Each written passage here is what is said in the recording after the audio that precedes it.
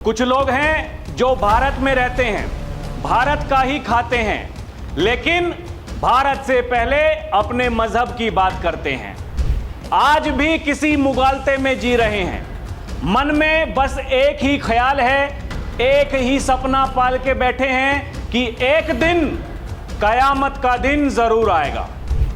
लेकिन उनको झटका तब लगता है जब योगी ये कहते हैं वो कयामत का दिन कभी आने वाला नहीं है, ये सपने ऐसे ही सड़ गल जाएंगे, कभी पूरे नहीं होंगे। जो कयामत के दिन आने का सपना देख रहे हैं ऐसे ही सड़ गल जाएंगे, कभी वो दिन आने वाला नहीं है।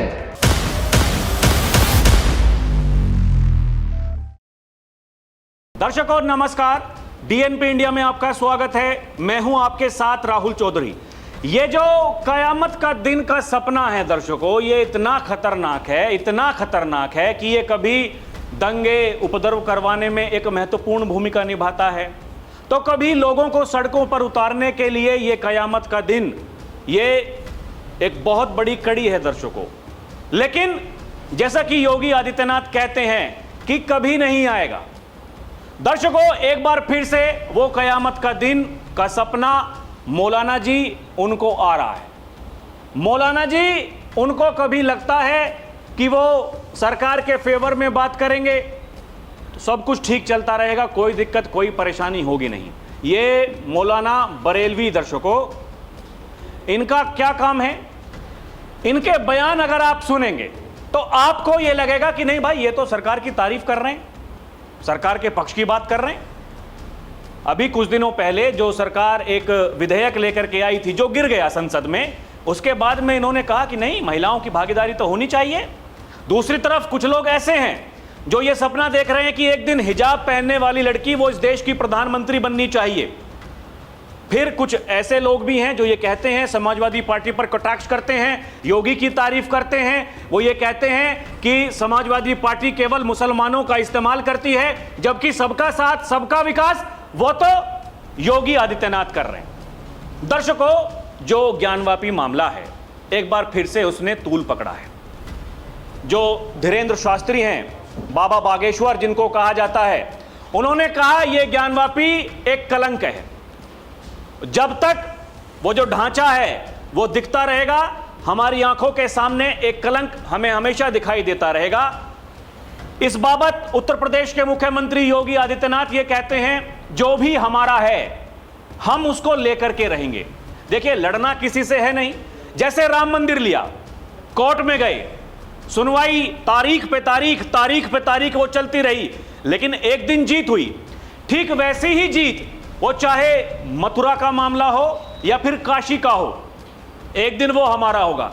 दर्शकों, योगी आदित्यनाथ तो ये भी कहते हैं कि जो मुस्लिम समाज है उनको खुद पैरवी करके आगे आना चाहिए, ये कहना चाहिए कि ये आपका है, आप इसको ले लो, कोई दिक्कत कोई परेशानी नहीं है। ये योगी आदित्यनाथ का कहना है। जब पत्रकार उनसे सवाल पूछते हैं, योगी ये कहते हैं इसमें कुछ छुपा हुआ है नहीं, आज नहीं तो कल हम कोर्ट में जीतेंगे, हमारी तैयारी पूरी बड़ी है। जब योगी आदित्यनाथ से यह पूछा जाता है कि आप तो धमकी दे रहे हैं, तो योगी ये कहते हैं हम धमकी नहीं दे रहे, हम किसी से लड़ नहीं रहे, हम तो केवल एक सलाह दे रहे हैं। सलाह, वो सलाह जिसको अच्छी लगती हो तो बढ़िया है, नहीं अच्छी लगती है तो फिर कल को दिक्कत हो सकती है। वो पता नहीं दर्शकों, अब देखिए, राम मंदिर को लेकर भी लोग यही कहते थे कि मंदिर बनाएंगे लेकिन तारीख नहीं बताएंगे। दूसरी तरफ योगी आदित्यनाथ, उनकी टीम दर्शकों और जो बीजेपी के बड़े बड़े नेता हैं वो तब भी यही कहते थे, आज भी यही कहते हैं कि हम उस दौरान भी यही कहते थे, लाठी डंडे खाएंगे लेकिन मंदिर वहीं बनाएंगे। मंदिर बन गया, भव्य राम मंदिर दर्शकों, एकदम अद्भुत। लोग वहां जाते हैं, प्रफुल्लित होकर के आते हैं अपने रामलला को देख करके। एक आस्था का विषय है दर्शकों। ठीक वैसे ही साक्ष्य ज्ञानवापी को लेकर भी है, मामला कोर्ट में है। अब इसमें नया मोड़ क्या आया है? बाबा बागेश्वर, पंडित धीरेन्द्र शास्त्री, जब उन्होंने कलंक बताया तो फिर मौलाना जी ने कह दिया कि ये तो देखिए आप गड़बड़ कर रहे हैं। वो कयामत का दिन कभी नहीं आएगा दर्शकों, ये योगी आदित्यनाथ कहते हैं। और ये भाई साहब ये कह रहे हैं कि मस्जिद थी, मस्जिद है, मस्जिद रहेगी कयामत तक। वही संभल वाले सांसद जी कह रहे थे, उसके बाद में संभल में क्या हुआ ये सबको पता है। दर्शकों ये देखिए ये कैसे, सबसे पहले वाराणसी पहुंचे धीरेन्द्र शास्त्री, ज्ञानवापी को बताया कलंक, कोर्ट से जताई जल्द फैसले की उम्मीद। उन्होंने क्या कहा आप ये जानिए। धीरेन्द्र शास्त्री वाराणसी पहुंचे थे किसी कार्यक्रम में और वहां उन्होंने ये सब कुछ कह दिया, कहा भगवान की कृपा से वहां जल्द अभिषेक होगा, इसमें कोई किंतु परंतु नहीं होनी चाहिए। एक ज्वेलरी शॉप के उद्घाटन के दौरान धीरेन्द्र शास्त्री के साथ ही बड़ी संख्या में उनके अनुयायी भी पहुंचे थे। इस बीच मंच पर से अपने और काशी के रिश्ते का जिक्र करते हुए बागेश्वर सरकार ने कहा, काशी विश्वनाथ मंदिर के पास जो कलंक लगा है, हम भगवान से प्रार्थना करते हैं न्यायालय जल्द फैसला दे, भगवान की कृपा से वहां अभिषेक होगा, भगवा लहराएगा। ये देखिए ये धीरेन्द्र शास्त्री का कहना है दर्शक। इस पर मौलाना बरेलवी वो क्या कहते हैं, वो कहते हैं कयामत तक मस्जिद ही रहेगी। ज्ञानवापी पर पंडित धीरेन्द्र शास्त्री के बयान पर मुस्लिम जमात के अध्यक्ष शहाबुद्दीन रजवी ने पलटवार किया। उन्होंने कहा कि कयामत तक ज्ञानवापी मस्जिद ही रहेगी। आगे वो क्या कहते हैं ये भी पढ़ लीजिए दर्शकों। बागेश्वर धाम के पीठाधीश्वर, उनकी तरफ से जो कुछ कहा गया, अब सियासत बयानबाजी तेज हो गई है। बताया जा रहा है कि जो पलटवार किया गया उसमें जो रजवी साहब हैं दो टूक शब्दों में कह दिया, बताया जा रहा है कि ज्ञानवापी कयामत तक मस्जिद रहेगी, इस्लाम में मंदिर तोड़कर मस्जिद बनाने की कोई इजाजत नहीं है। आप समझिएगा, इन शब्दों पर थोड़ा गौर करिएगा, थोड़ा विस्तार से और समझाता हूं जो मीडिया रिपोर्ट में बताया गया है। उनका कहना है शरीयत में मंदिर तोड़कर मस्जिद बनाने की इजाजत नहीं। मस्जिद के निर्माण, उसके इतिहास को लेकर मौलाना रजवी ने इस्लामी कानून शरीयत का हवाला देते हुए एक बड़ा तर्क रखा। उन्होंने कहा शरीयत ने किसी भी मुसलमान को इस बात की इजाजत हरगिज नहीं दी कि वो किसी मंदिर को जबरन तोड़कर वहां मस्जिद का निर्माण करे। इस्लाम के असूलों के मुताबिक मस्जिद हमेशा साफ सुथरी जायज जमीन पर ही बनती है। रजवी ने स्पष्ट किया इस मुद्दे पर किसी को कोई गलतफहमी नहीं पालनी चाहिए, कानूनी प्रक्रिया का सम्मान करना चाहिए। कानूनी प्रक्रिया का सम्मान करना चाहिए। कानून इसका मतलब अपना काम करता है। इसका मतलब तो यह है कि जो अयोध्या का राम मंदिर था वहां भी कानून ने अपना काम किया। देखिए दर्शकों, ये दो तरफा बात करके इंसान कैसे फंस जाता है। जो लोग सोचते हैं यहां की भी सवारी करेंगे, वहां की भी सवारी करेंगे, आखिर में ना यहां की सवारी बची ना वहां की बची दर्शकों, फिर पैदल ही जाना पड़ता। ये ठीक कहानी वैसी है। एक तरफ ये कानूनी प्रक्रिया की बात कर रहे हैं, उसी कानूनी प्रक्रिया की बात कर रहे हैं सीएम योगी आदित्यनाथ, एक बार नहीं अनेकों बार कह चुके हैं। दूसरी बड़ी बात ये कहते हैं कि शरीयत में मंदिर तोड़कर मस्जिद बनाने की इजाजत नहीं है। नहीं है तो फिर राम लला की जन्मभूमि पर बाबरी कैसे बन गई थी? अगर कानूनी प्रक्रिया का सम्मान करना चाहिए, कानून की बात ही माननी है, तो कानून ने कह दिया। आज भी कुछ लोग ऐसे क्यों हैं जो कहते हैं वहां भी मस्जिद ही बनेगी एक दिन? ये सब सवाल हैं भाई। कहते हैं ना, वो चाहे AIMIM के मुखिया ओवैसी साहब हों, उनके भाई हों, उनकी पूरी टीम हो, और भी बहुत सारे ऐसे कलाकार हैं दर्शकों। एक ये जैसे फौज जो होती है ना, फौज, ऐसे ही एक मौलानाओं की फौज भी है, वो भी इसी बात को लगातार कह रही है। तो देखिए दर्शकों, ऐसा नहीं होता है। एक बात तो आपको कहनी पड़ेगी, आपको बताना पड़ेगा कि या तो मस्जिद है, आप ये कह रहे हैं कि साफ सुथरी जमीन पर बनाई जाती है, जबकि वहां ऐसे साक्ष्य हैं जो चिल्ला चिल्ला कर ये कहते हैं कि वहां कभी मंदिर था, उसको पूर्णतः नष्ट नहीं किया गया था, कुछ तथ्य ऐसे छोड़ दिए गए थे इतिहास में, आपको वो याद दिलाते रहें यहां मंदिर था, हमारी दादागिरी चलती थी, हमारा कानून था, हमने कर दिया। लेकिन आज दर्शकों, ये देश चलेगा इस संविधान से, देश चलता है यहां के लोकतंत्र से। उसी की बात योगी आदित्यनाथ भी कर रहे हैं। ये मौलाना जी क्या कह रहे हैं?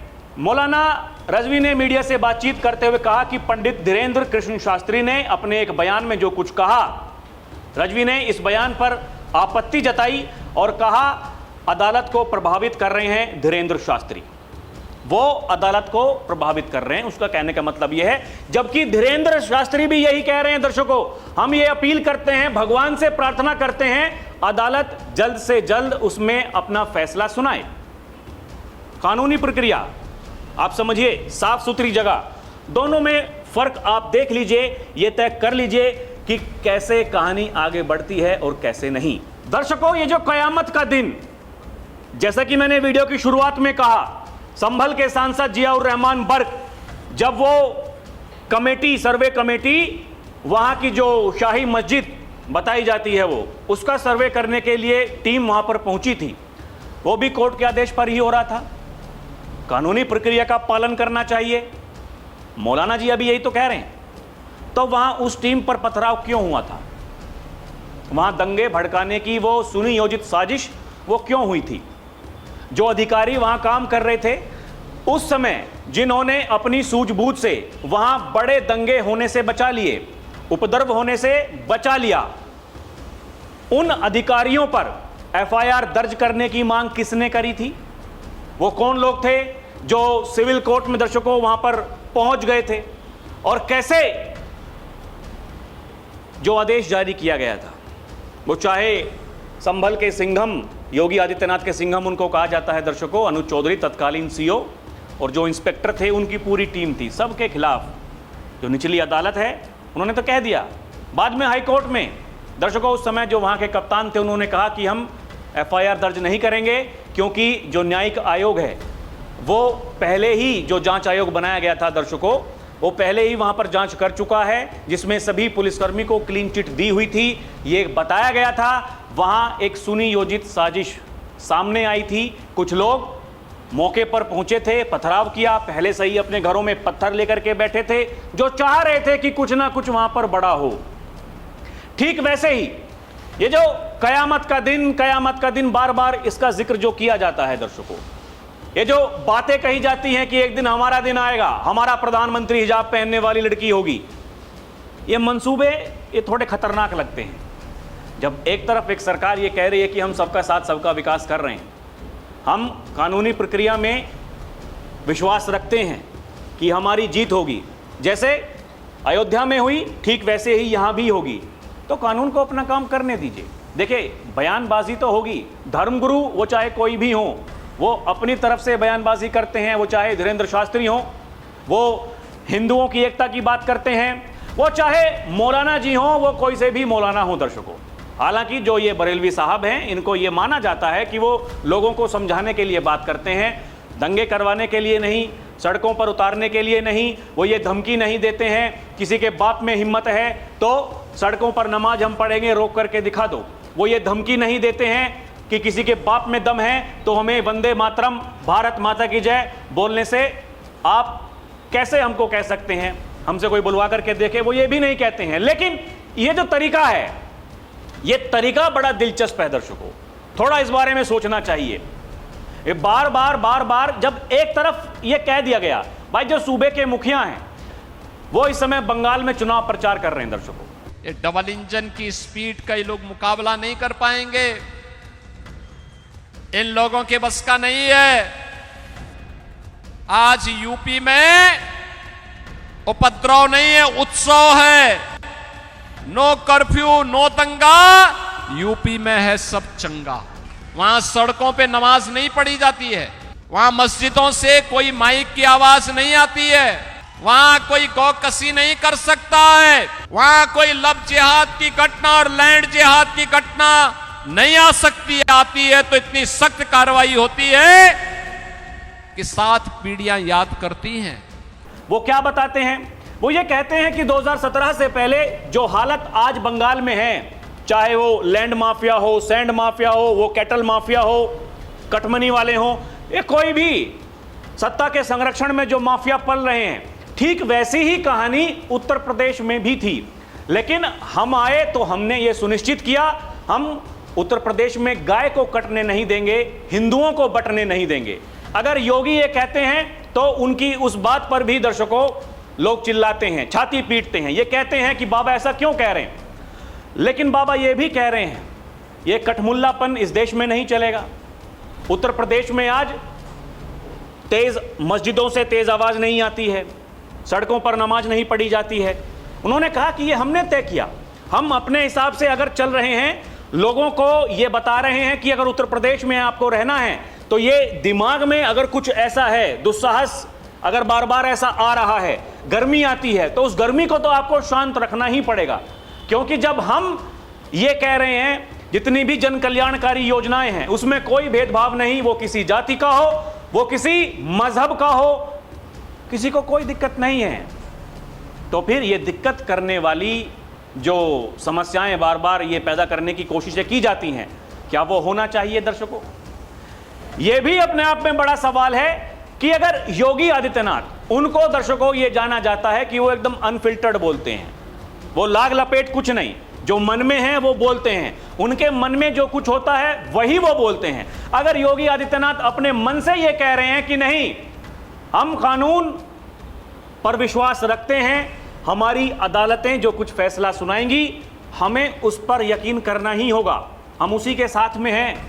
दूसरी तरफ अगर कुछ लोग ये कह रहे हैं कि नहीं, वहां तो मस्जिद थी, मस्जिद है, मस्जिद रहेगी, ये जो रट है, ये रट थोड़ी सी दर्शकों ये लगता है कि कुछ लोग हैं जो फिर समय आने पर तांडव कराने की कोशिश करेंगे।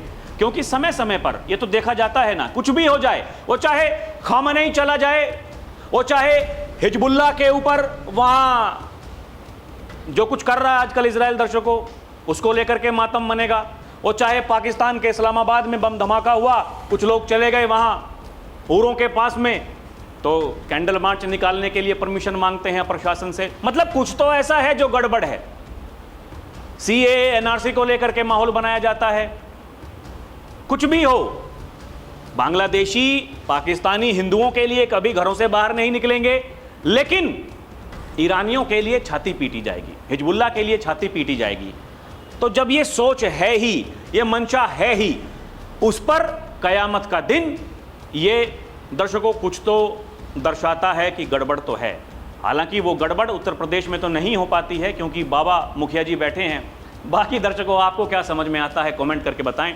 अभी के लिए इतना ही, देखते रहें डीएनपी इंडिया, हर खबर भरोसे के साथ। नमस्कार, जय हिंद, जय भारत।